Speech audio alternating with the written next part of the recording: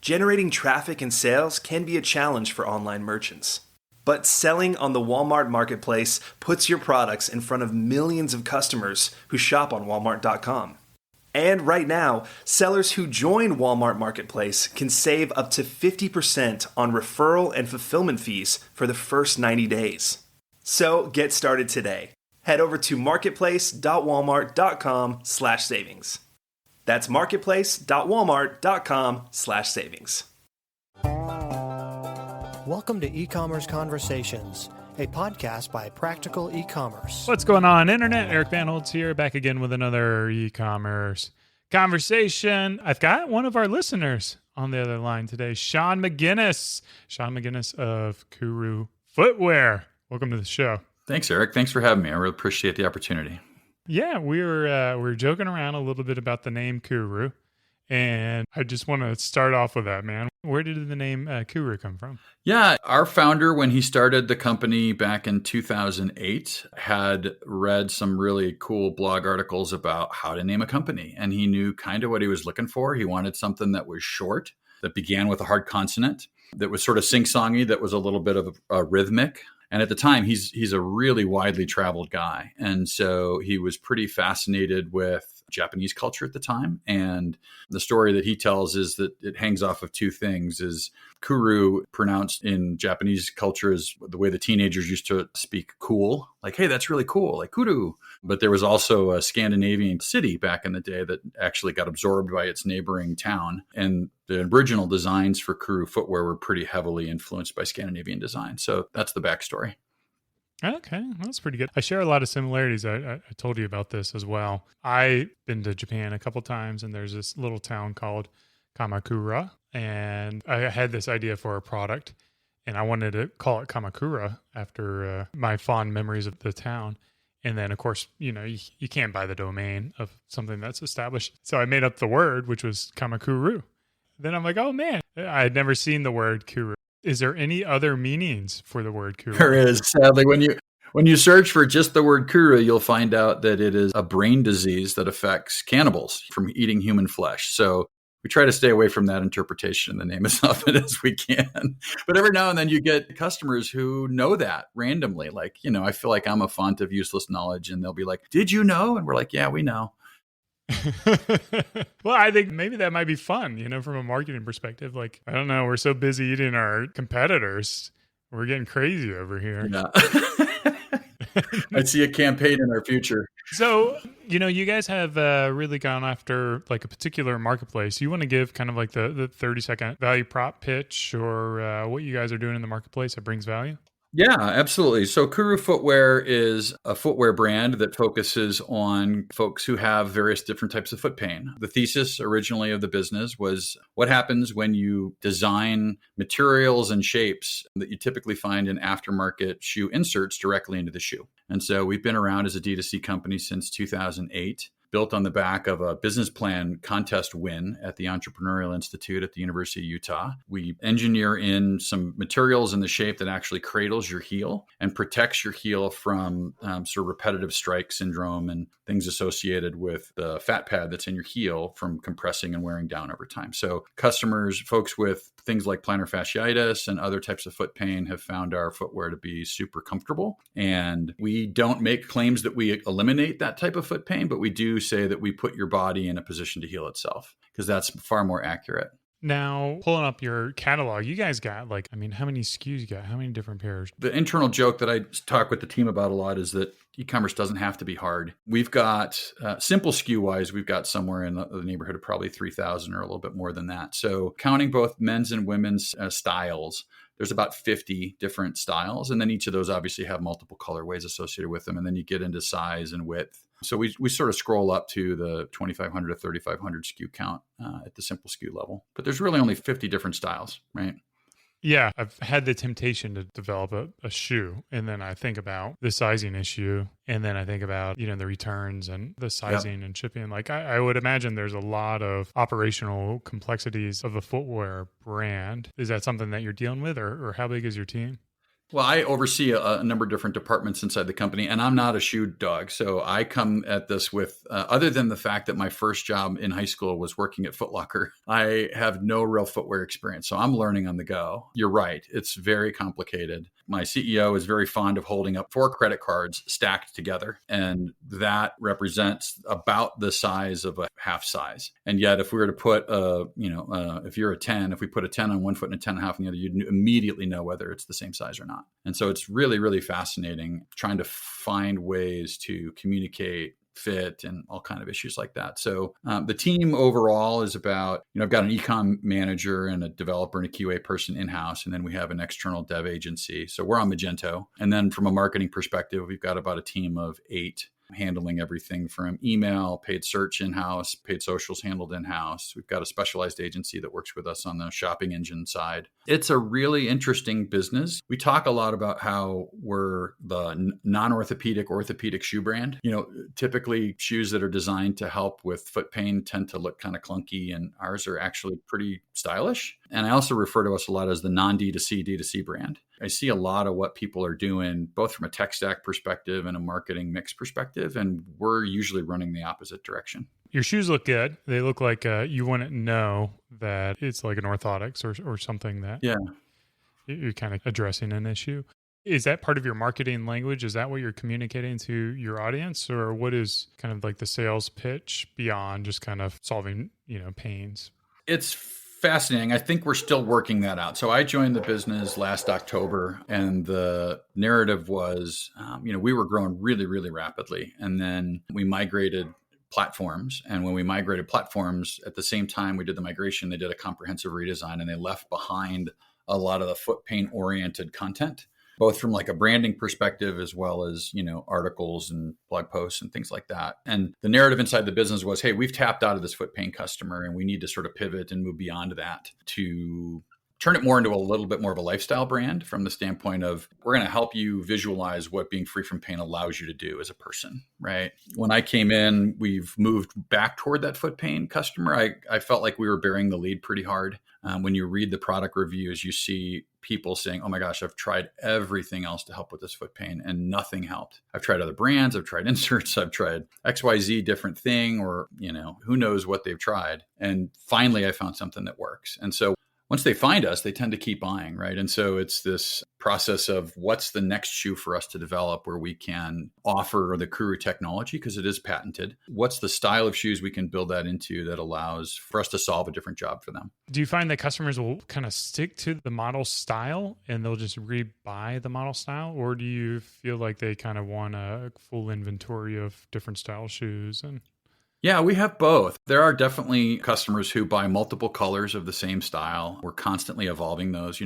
Since I've arrived, we've pretty firmly landed on this notion of core colorways, which we know we're going to have forever, and trying to manage that inventory level so that they don't go out of stock, if at all possible, supplemented with this notion of a limited edition color. So our best sellers, we try to have 1 or 2 limited edition colors available at all times, and we try to buy about 6 months worth of inventory. And so we're trying to over communicate with customers about the status of these shoes. When new things are coming, or when we've made a decision to discontinue a colorway, we always try to let them know and give them a heads up. Like, hey, this is going away. You better come grab it quick while it's still in stock. Because it is very interesting, and they are not at all shy about giving us feedback. One of the first things I did when I arrived was I created a Survey Monkey and just sent out to our entire email list and said, hey, open text field, what's one thing we could be doing better to serve your needs?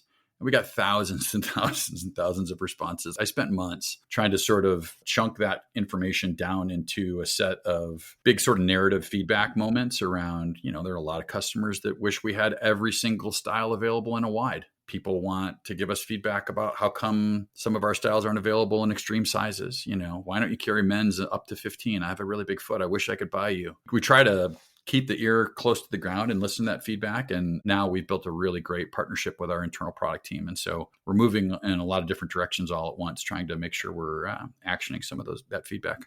Yeah, I would imagine that, kind of unifying people who are brought together under a common issue like foot pain are probably all different lifestyles. Yeah. Right? So how, from a creative standpoint, are you able to unify it in a way that kind of creates that loyalty? And really that connection to the brand, because someone who maybe likes a classic minimalist shoe, which you guys have, is probably not going to be the same person who prefers like a sneaker or a tennis shoe or a hiking boot or whatever. Like just this kind of like different persona per person. I would imagine that messaging can be challenging. Yeah, honestly, you hit on the real reason why I sort of call us a non-D2C, D2C brand. And that's that demographically and even psychographically speaking, our customers are kind of all over the board. I sort of joke with our CEO that the only thing all of our customers have in common is they all have 2 feet and one of them hurts, right? And so like, it doesn't matter where you live, doesn't matter how much money you have, doesn't matter your gender, doesn't matter, like everyone can suffer from this type of foot pain. And so my thesis on the way in the door, Eric, was that I really wanted to fix what was broken last year. And the initial hypothesis was,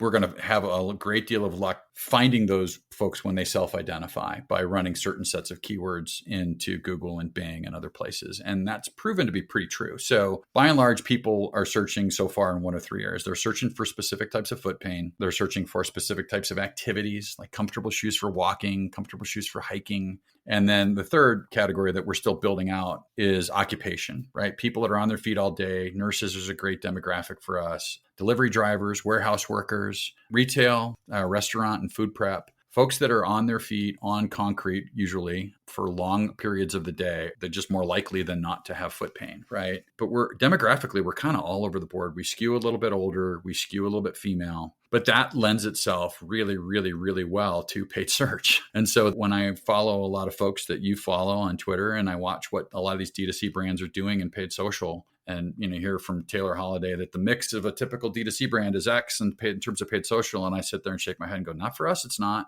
We over-index in paid search. Google is by far the biggest driver of our new customer acquisition piece. And so the biggest issue for us today is because we've been focused on sort of fixing what was broken before, I tell the team, hey, we're focused on not customer creation, not new business development from that perspective, but demand satisfaction instead of demand generation, right? I visualize us as kind of running around at the bottom of the funnel, catching people who are raising their hand saying, I have a problem over here.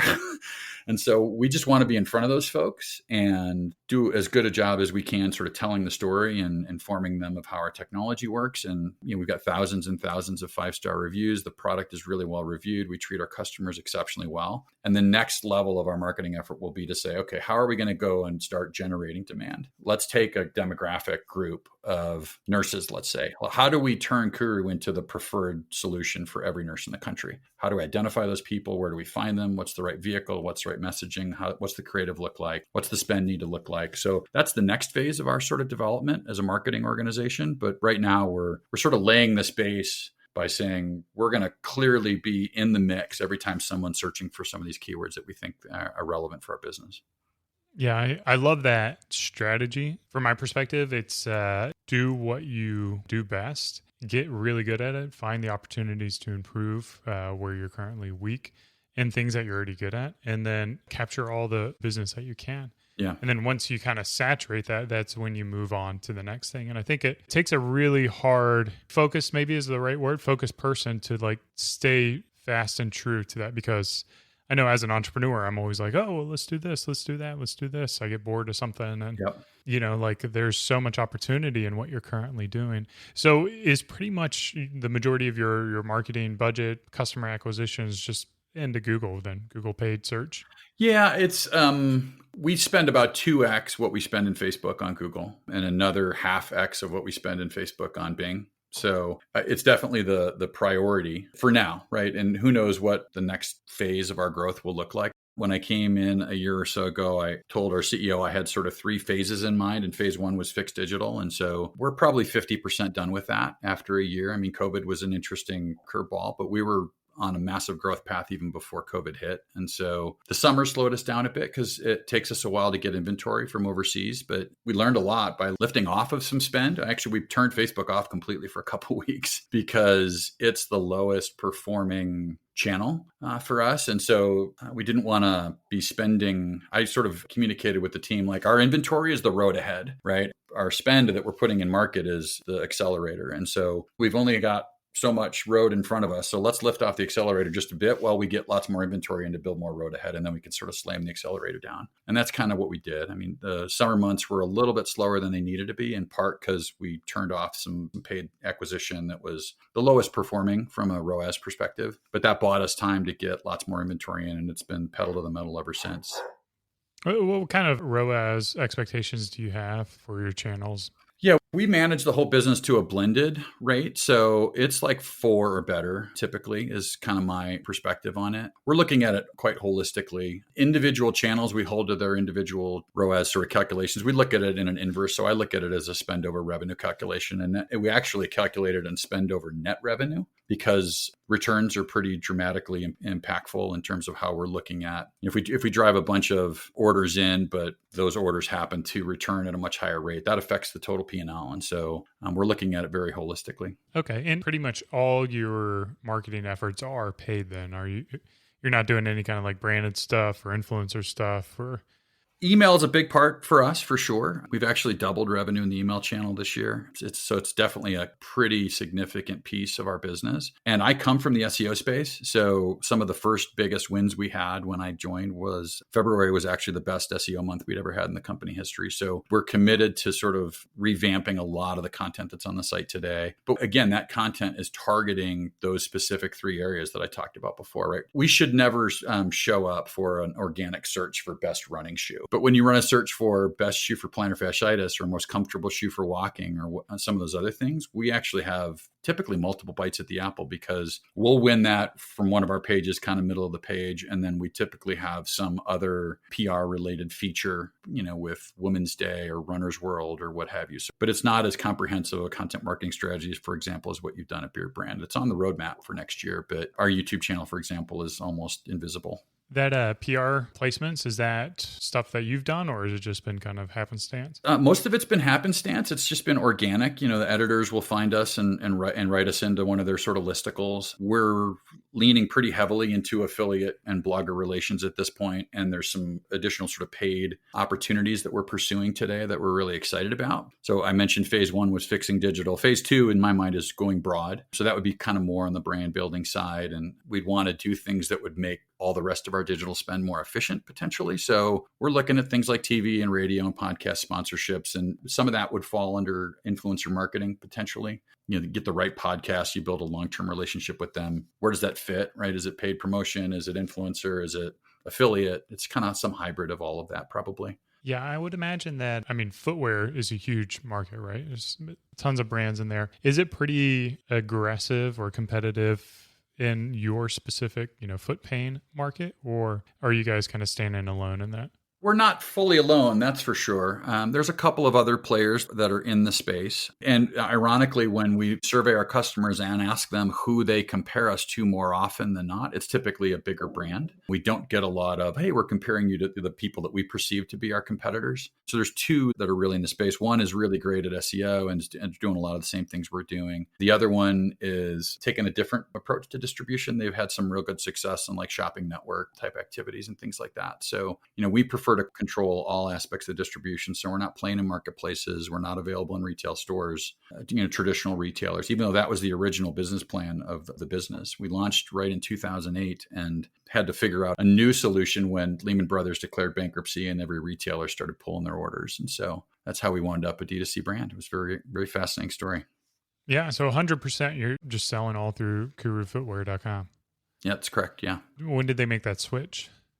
It was pretty early in 08, 09. It was very much a traditional retail play originally. And as the financial crisis was crushing, a lot of the retailers just got cold feet. A lot of them didn't know what their futures were going to look like. And so, we had a founder who was sort of staring up at this mountain of inventory that represented every dollar he'd ever saved and every dollar he'd raised, which is very little. But it was like, well, now what am I going to do?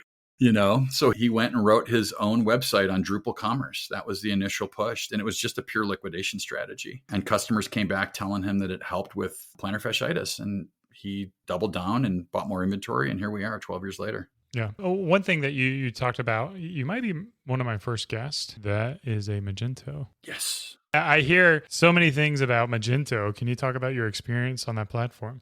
Yeah, I mean, it's a legacy that I inherited. If we were building from scratch today, would we choose Magento? I don't know. I really don't. My experience, I can't compare it because I've never operated inside of a Shopify world. But the other two e-commerce experiences I had, one was a highly customized Magento 1 shop, still to this day. So, even though it's not supported, that business didn't really care because they had the dev cycle and the back end expertise to be doing their own thing. And then I was at Sears for a while, and that was all custom build. So interacting with a massive tech team to try and get things changed, that's always difficult in those big companies. But I think we've got a really great hybrid system going on right now. We've got internal experts who have do things like he custom wrote our RMA module, for example. So we've got our own custom returns flow that I think is just unbelievably good. And we have an outsourced dev agency that supports us with a couple of, almost full-time folks, and they're doing some of our QA and some other things. We're getting a ton of stuff done. So I would say perception-wise, I don't see any limitation. And my ecom manager has multiple years of M2 experience. And so a lot of stuff that I'd like to do from a CRO perspective, for example, he's just able to execute on his own without actually getting a developer involved. So that's been great too. Yes. I mean, from my perspective, Magento, from what I hear, it solves like the variant issues. I think a lot of shoe companies who are on Shopify, they have very kind of hacked together issues because of the variants, right? So if you have one shoe, 3 different colors, how many different sizes, 11 different sizes or something like that, you end up with like hundreds of variants on one product page. Well, what's interesting from our perspective, I'll say this is really unique because we had to have a custom module again built. So if you go to our site today and you go to the men's or women's shoes and you're sort of shopping the catalog, one of the things you'll see on that category page is every colorway is available to you in that initial scroll, right? So that's a custom module we had built. And because we had so few SKUs, I was like, well, I don't want to make people click through to another PDP page just to look at the 4 colorways that are available. And I didn't like the little color swatches that, here's the men's Atom, for example, and here's the 4 colorways that are available. Like seeing the actual shoe in that initial category scroll. When I first got there, they had moved back to that more consolidated view in our category pages, which is a very traditional. You go to Nike, you go to Adidas, you go to these places, they're all like that. And our dev team had sort of modeled that. And we went and reverted back to showing all those colors on the category page. Had a huge impact on conversion rate. Because now I know when I'm clicking through that I'm actually going to like that color, right? And I see that colorway right away on the PDP page. I think that flexibility is nice, but it comes with a cost, obviously, right? There's always trade-offs. You're self-hosted as well then? Yes. Mm-hmm. Yeah, we're not using Magento Commerce. Okay. In the world of 2020, yes, these networks or service providers seem to have more opinion on the type of information you should be displaying or not displaying. It seems like a pretty good idea to be on a platform that allows you to remain truly independent if you need to be that.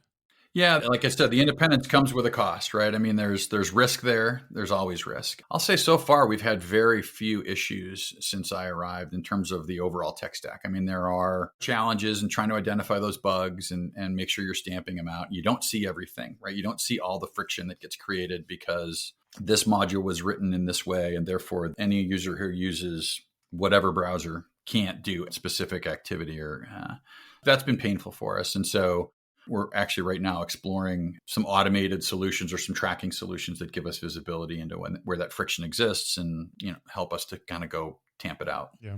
You mentioned briefly that you've been able to kind of double X your email marketing. Mm-hmm. What platform are you guys on for that? And what was that process like to increase your sales? Yeah, so we were on ListTrack when I got there. We've been very happy with ListTrack. We've been a referral, acting sort of as a corporate referral for ListTrack for a couple of months now. I mean, when I look back at the tech stack we had before and the tech stack we're on now, we've changed almost everything with the exception of Magento and ListTrack, it feels like. And it's just inside a year. So I started right around Halloween last year. And I have no interest in looking at other solutions outside of ListTrack at this point. They've been a really great partner from my perspective. And the wins that we've had this year were not per se related to anything that they brought to the table. We've got an external contractor. He was a former internal employee that left and agreed to sort of continue to support us. We just started pushing more frequently, in all honesty. And so part of it has been new shoes. So we've got new styles this year. We actually should have another one coming today or Monday. So that'll be our 4th new shoe launch this year. And we have a 5th one coming in a couple of weeks. So I think new product certainly helps because you're hitting the list and bringing them back and saying, hey, here's this new product to come check out. We used to hit the list Monday, Wednesday, Friday. Now we do it every weekday. And so most people would say we're crazy, but we have not seen a massive increase in unsubscribes, and revenue literally doubled from Q1 to Q2. What is that content? Is it just promotions? Is it educational? Like, how are you producing 5 days worth of content?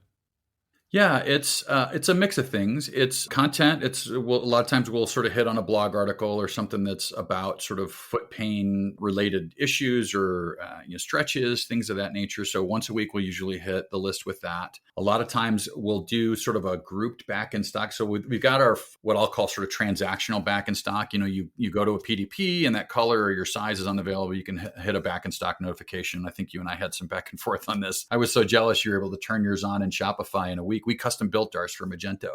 My developer went and wrote something from scratch. Eventually, we're going to migrate that over to Listrak, but that was actually the fastest way to get it done at the time because he's like, this is just going to take me a couple hours or a couple days. So that functionality is now live. But when we have these big issues and suddenly you get a lot of inventory back in stock, we'll do a back in stock notification or a new colorway notification. So some of that type of stuff usually hits. And then we'll also do sort of themed things, right? So as we headed into fall, boots and hiking shoes are on the increase while sandals start to wane off from a demand perspective. So we'll do sort of a seasonal change of like, hey, these styles are back in style. Here's where they're the best fit for you in the coming months. And then we'll pick a style typically and feature some of our customer reviews. So it'll be a headline of like the reviews are in or whatever it may be. And we're just kind of featuring, the best reviews that are related for that specific style. So we'll hit folks with that type of stuff. Just almost any reason that we can communicate, trying to be empathetic about what a customer may want to know about any change we've made in terms of limited edition designation. Sometimes we'll just feature, hey, these are all the limited editions that are going away soon. Be sure to come and grab them. If we make a change and migrate some things into the clearance center, it's almost never promotion. We don't do any real promotions. This year, we've done 3 promotions. 2 of them were just tied to our points system. So we have kind of a Kuru cash, kind of a Kohl's cash anomaly. We credit you back 5% into your account every purchase that you make. And so for Father's Day and for Mother's Day weekends, we did 3x points on all purchases regardless of gender. So we just apply it across the whole ecosystem. You buy more that weekend, you get triple points. And then for Memorial Day, we did 10% off dress shoes and it really didn't move the needle. A couple things. So are you doing any kind of like flows, like post-purchase flows, abandoned cart flows? Yep. All of them. All that's set up as well. Yep. All of it. We do abandoned browse. So we can hit you at the category level. We can hit you at the PDP level. We do abandoned cart. All of that's part of the flows. Yeah. But never capped off with a promotion. Yeah. You're doing a lot of different things: affiliate marketing, paid search, email marketing, the cash rewards. What could you kill or what gives you headaches that you kind of wish you didn't do? Man, that's a great question. There's things that are not well done today that are part of the roadmap to fix next year. So the 2 big ones to me, and they're really part of the same issue, is our loyalty program needs a comprehensive rethink from the ground up. And the part that I really wish that will be part of that is a referral engine. And we've had a referral program for years and years, but we don't do anything to market it. It's never really talked about. And in part because I have in the back of my head this whole sort of ground up rebuild of the loyalty program. I'd like to identify a set of activities that we want to reward customers for, whether that's, sharing on Instagram and tagging the business, whatever that could be. It's more than just making purchases. And then I'd like to create a tiered level. The ultimate, in my mind, it's the ultimate vision of which is, once a quarter or so, we take one of our best customers and we fly him to Salt Lake City to meet with the CEO and give him a couple hours with a product team to give him feedback. And we video that whole experience and we slice it up and drop it on our Facebook page. We're trying to build a cult brand. And, I sort of joke with my CEO that I'll know I've done that when someone tattoos the Kuru word mark on their body somewhere.